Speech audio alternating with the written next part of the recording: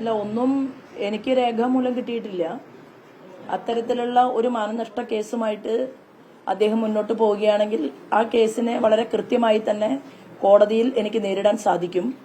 കേരളത്തിന്റെ വിവിധ ഭാഗങ്ങളിൽ നിന്നുള്ള നിരവധിയായിട്ടുള്ള ആളുകൾക്ക് വിളിക്കാൻ ഞങ്ങൾ ഒരു 10-25 പേരുടെ വാട്സപ്പ് നമ്പറുകളും അതുപോലെ തന്നെ മൊബൈൽ ഫോണുകളും കൊടുത്തിട്ടുണ്ട്.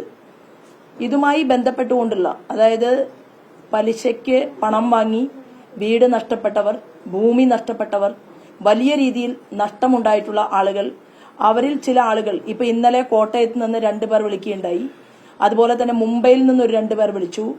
ചെന്നൈയിൽ നിന്ന് ചെന്നൈ മലയാളി ക്ലബ്ബ്, എത്രയോ പൗരാണികമായിട്ട് നിലനിന്നിരുന്ന മലയാളികളുടെ ഒരു സങ്കേതമായിട്ടുള്ള ആ മലയാളി ക്ലബ്ബ് തന്നെ ഇദ്ദേഹത്തിന്റെയും മരുമകന്റെയും പേരിലാക്കാൻ വേണ്ടിയിട്ട് ശ്രമം നടക്കുകയും അതിനെതിരായിക്കൊണ്ട് ചെന്നൈ കോടതിയിൽ കേസ് പോവുകയും ചെയ്തതിന്റെ മാറ്ററുകൾ ഞങ്ങളുടെ കയ്യിലുണ്ട് എന്ന് പറഞ്ഞുകൊണ്ട് അവിടെ നിന്ന് ആളുകൾ വിളിച്ചിട്ടുണ്ട്. അതിന്റെ രേഖകളെല്ലാം കിട്ടുന്ന മുറയ്ക്ക് അത് ഞാൻ ശേഖരിക്കുകയും ഈ വിഷയത്തിൽ ഞാൻ പഠിച്ച് കൃത്യമായി മറ്റു മാർഗങ്ങളിലേക്ക് അല്ലെങ്കിൽ മറ്റു നടപടികളിലേക്ക് ഞാൻ പോകാൻ ശ്രമിക്കും.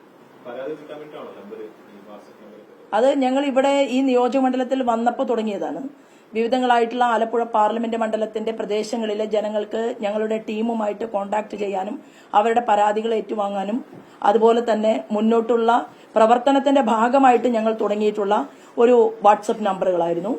അതിന്റെ കൂട്ടത്തിൽ ഈ വിഷയത്തെക്കുറിച്ച് സെപ്പറേറ്റ് ചെയ്തുകൊണ്ട് ഒരു 15ഓളം അഡ്വക്കേറ്റ്സിന്റെ നമ്പറുകൾ ചേർത്തുകൊണ്ടാണ് ഞങ്ങൾ ആ സൈറ്റ് ക്രിയേറ്റ് ചെയ്തിട്ടുള്ളത്. നന്ദകുമാർ ഒരു ആരോപണം ഉന്നയിച്ചിരിക്കുന്നത് 2016 ശോഭാ സുരേന്ദ്രൻ CPM ചേരാനായിട്ട് ശ്രമം നടത്തി എന്ന രീതിയിലൊരു ആക്ഷേപം ഉന്നയിച്ചിട്ടുണ്ട്.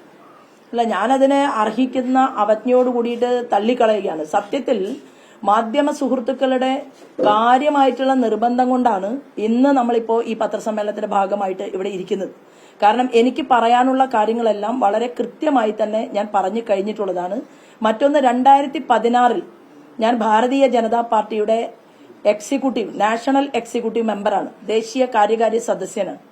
കൂടാതെ ഭാരതീയ ജനതാ പാർട്ടിയുടെ സംസ്ഥാന ജനറൽ സെക്രട്ടറിയാണ്. എന്റെ ലീഡർ ആരാധനായിട്ടുള്ള ശ്രീമാൻ കുമ്മനം രാജശേഖരൻജി കേരള സംസ്ഥാനത്തിന്റെ പ്രസിഡന്റാണ്. ആ സമയത്ത് മലമ്പുഴ അതുപോലെ തന്നെ പാലക്കാട് 2 നിയോജക മണ്ഡലങ്ങളും വിജയപ്രതീക്ഷയോടുകൂടി നിൽക്കുന്ന സമയം. ആ സമയത്ത് പാലക്കാട് അസംബ്ലി മണ്ഡലത്തിൽ മത്സരിച്ച ഒരു സ്ഥാനാർത്ഥിയാണ് ഞാൻ. അങ്ങനെ പാലക്കാട് അസംബ്ലി മണ്ഡലത്തിൽ ഞാൻ മത്സരിക്കുന്നു എന്ന് പറയുമ്പോൾ അതിന്റെ മുൻപ് 2014 പാർലമെന്റ് തെരഞ്ഞെടുപ്പിൽ 60,000 വോട്ടുണ്ടായിരുന്ന പാലക്കാടിനെ 1,38,650 വോട്ടിലേക്ക് ഞാനും എന്റെ സഹപ്രവർത്തകരും കൂടി എത്തിച്ചതിന് ശേഷം നടക്കുന്ന ഒരു അസംബ്ലി തെരഞ്ഞെടുപ്പാണ്. അപ്പൊ അങ്ങനെയൊക്കെ ഈ കേരളത്തിലെ പ്രബുദ്ധരായിട്ടുള്ള ജനങ്ങൾക്കറിയാം, ദേശീയ തലത്തിൽ ഇത്രയും വലിയ പ്രവർത്തനങ്ങൾ നടത്തിക്കൊണ്ടിരിക്കുന്ന കേരളത്തിന്റെയും ഒരു പ്രധാനപ്പെട്ട ചുമതലയിലിരിക്കുന്ന ശോഭാ സുരേന്ദ്രനെ കുറിച്ച് ഇങ്ങനെ സ്വപ്നം കാണാൻ ഈ നേരത്തെ പറഞ്ഞ നന്ദകുമാറിന് മാത്രമേ സാധിക്കൂ.